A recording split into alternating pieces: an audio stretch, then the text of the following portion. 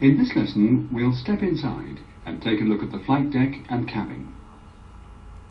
We'll deal with some emergency equipment in Module 17, but we'll not cover details such as location of charts, loudspeakers, air conditioning grills, etc. This is left as an exercise for you. Here's your place of work. Let's look at the general layout, then focus on the 5 central screens. The panels are named conventionally. The overhead panel, with the warnings and cautions panel, the glare shield, the center instrument panel with the standby instruments, the engine display, the landing gear and other controls, the left instrument panel with the index control panel, the primary flight display and multifunction display, the right instrument panel, the forward pedestal containing the flight management system, the EFIS control and other panels, the engine controls, and the aft pedestal with the audio and radio control display units, ARC2, the engine and system integrated display units, ESID, and other panels for trim control and weather radar control. Here's the left side panel with the steering handle, and the right side panel. Each control wheel has autopilot disconnect switches and interphone controls, as well as a hand mic. Behind you, on your right, are the AC circuit breaker panel, the right DC circuit breaker panel, and on your left, the left DC and avionics circuit breaker panels. Because the 5 central display units are used by many aircraft systems, let's say a few words about their controls. The 5 are in fact identical units that can be switched for different displays.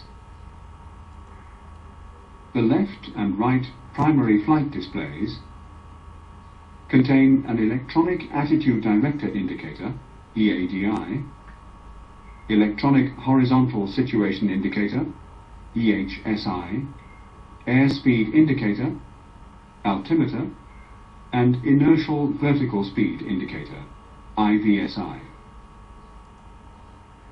Each PFD is controlled from its electronic flight instrument system, EFIS control panel.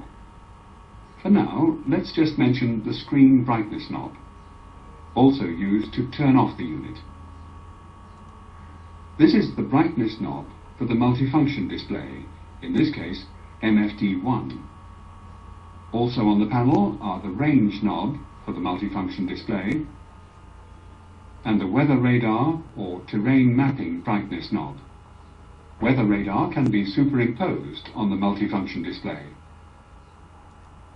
The multifunction displays, as their name says, have many functions.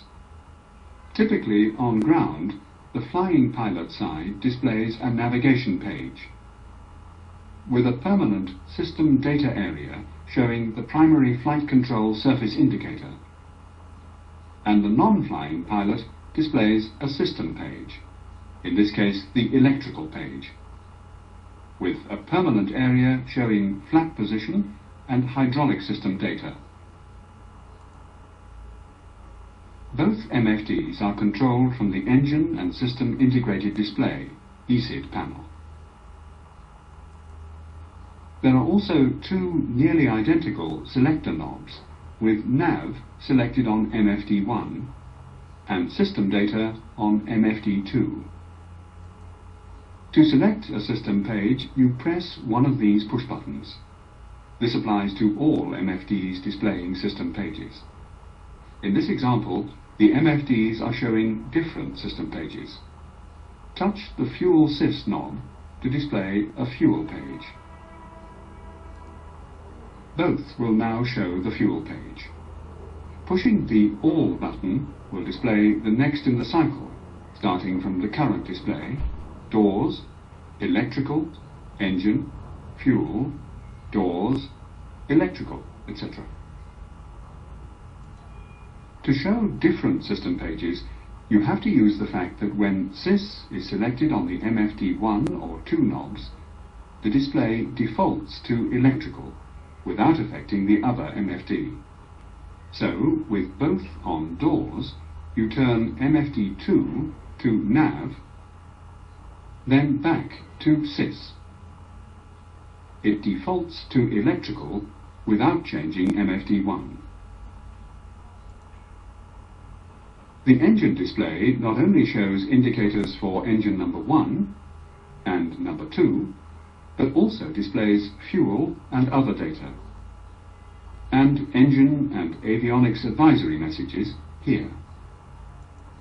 The brightness on-off knob for the engine display is on the ESID panel. The 5 identical displays give you maximum flexibility in the event of display failures. Here, MFD1 displays a failed PFD1, and MFD2 shows a composite engine display and system data page.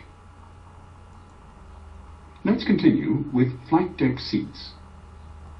The eye level indicator makes sure that your seat is positioned correctly for optimum viewing of all instruments.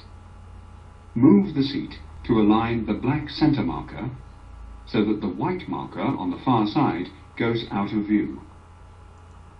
You move up and down with this lever, and forwards and aft with this. At the back are the backrest recline, lumbar support, and inertia reel lock. The seats are expensive, so make sure you play with all the controls to get really comfortable. The flight deck emergency hatch can be removed by moving the latch to the vent position and pulling. There is a rope to help you climb down. Let's move to the cabin. We'll start with doors and exits that can be opened from the interior. The flight deck door can be locked from the flight deck by a handle and from the cabin by a key. It has 3 left hinges and opens aft. In an emergency, you can remove the top 2 hinges, rotate the door aft on the bottom hinge, and remove it. You open the forward passenger door as follows. Move the handle from the locked position and push up. The door begins to open under its own weight. Guide the stairs gently down until fully open. The door has a ditching dam stowed above the door that can be inserted when ditching on water. To open the aft passenger door, pull the handle towards you, then turn from the locked to the open position and pull the door forwards. Then engage the gust lock. Note that this door does not have a ditching dam. The aft service door operates in the same way. The forward emergency exit has 2 sections. The upper opens inwards and the lower ditching dam hinges outwards. To open on land, pull the top handle and take the weight with the lower handle. The top section opens inwards and the lower section hinges outwards. But when ditching on water, before opening the upper section, you must first lock the lower ditching dam section. To do this, open its cover and pull down the handle. Now you can open the upper section only. This is a typical cabin layout. Let's give you a short guided tour. There are 2 cabin attendant stations, a forward lavatory, a forward cloakroom, forward galley storage, and the main aft galley area. The forward baggage compartment can be accessed from the cabin via this door. If the door is not closed correctly, this caution light will come on. The cabin attendant 1 seat has a phone, emergency lighting controls, and PA call buttons. Cabin Attendant 2 station has similar controls. Facing the Cabin Attendant 1 station is the main Cabin Attendant panel, with cabin temperature, cabin lighting, and the NVS, the Active Noise and Vibration System. The NVS uses many microphones and produces out-of-phase vibrations to try to cancel out cabin noise. On the ceiling are 3 Cabin Attendant advisory panels with colour-coded lights. In the cloakroom is the digital taped announcement and music system, more commonly called the Passenger Entertainment System, with a control panel on the maintenance panel. The lavatory has a ceiling smoke detector and waste bin fire extinguisher hidden behind a panel. Lavatory smoke triggers a flashing light on the cabin attendant ceiling panels. Finally, let's not forget the passengers, entertained by the PES and kept quiet by the NVS. They sit here, and each has an overhead passenger service unit, PSU,